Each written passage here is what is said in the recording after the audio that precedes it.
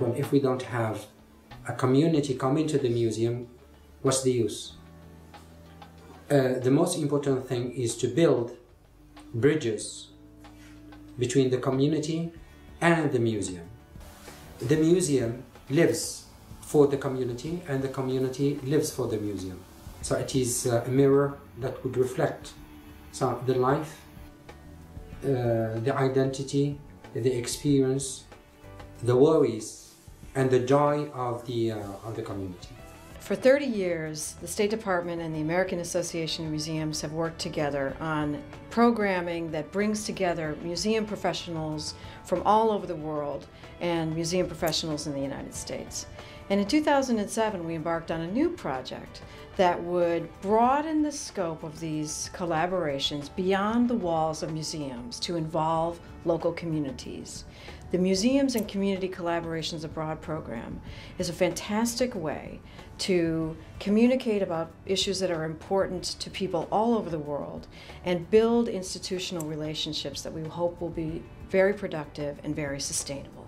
For a very developed country with a great tourism industry, for several very cosmopolitan cities like Casablanca, Rabat, Marrakesh, doesn't have a museum culture. And the fact that it's a community museum, it's for and hopefully by the people of that community, collecting oral histories of the people in that community, and that the students, more importantly the students from that community, would be doing it and learning about their own heritage, their own country. The MCCA Community Museum is a really young institution. It officially started as an art gallery in 2006 at Hassan II University in Casablanca. And very quickly, as a result of the MCCA project, the two museums, the MCCA Community Museum and the Museum of History and Holocaust Education here in Kennesaw, developed a really strong partnership, and one of our goals was to really help them professionalize their operations. And in a very short time, we started the MCCA grant in 2008, and they've done an incredible amount of work reaching into their neighborhood. And in America, we might use the term neighborhood to mean a couple thousand people. In Casablanca, the MCCA neighborhood is over 1 million people. The mechanism we used to carry out this project was oral history, with each side conducting 30 oral history interviews in their local community. When we started the project, most of the students on either side really did not know how to do an oral history interview. So we conducted a series of video conference workshops to train the students and some of the faculty in conducting oral history interviews.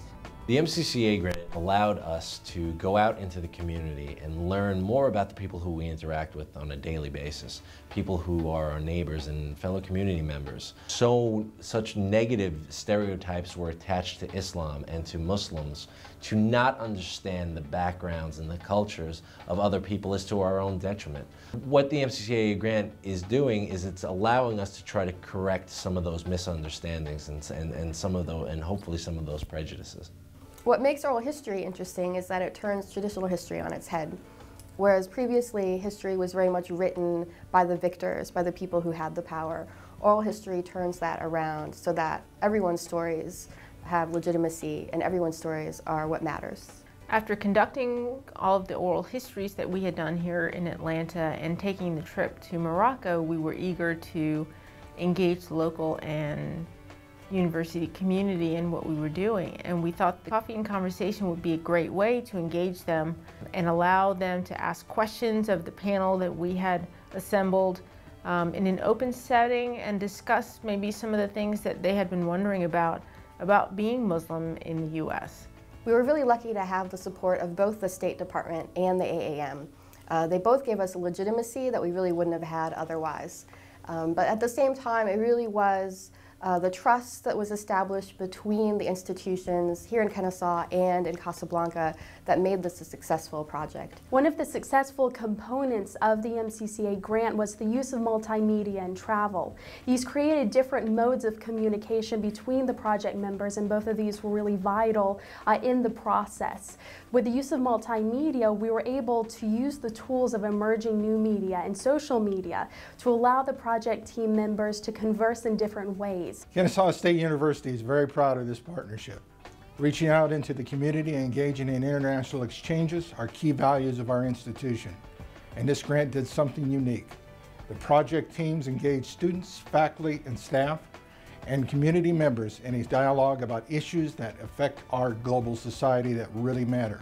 Open up any newspaper and you'll see how important they are. المشروع هو أعتقد بأنه أفضل وأحسن وسيلة، فإن هذه الحياة اليومية المتمثلة في المعمار وفي الأكل وكذلك في طقوس دينية وغيرها هي الوسيلة التي ستقرب ثقافتنا، ستقربها من الذهنية الأمريكية، وبالتالي كذلك أنها أصبحت وسيلة من الوسائل الأساسية التي نستعملها في تبديد كل الكليشيهات وتبديد كل المواقف المسبقة التي بنت وتنبني انطلاقا من أحكام لا علاقة لها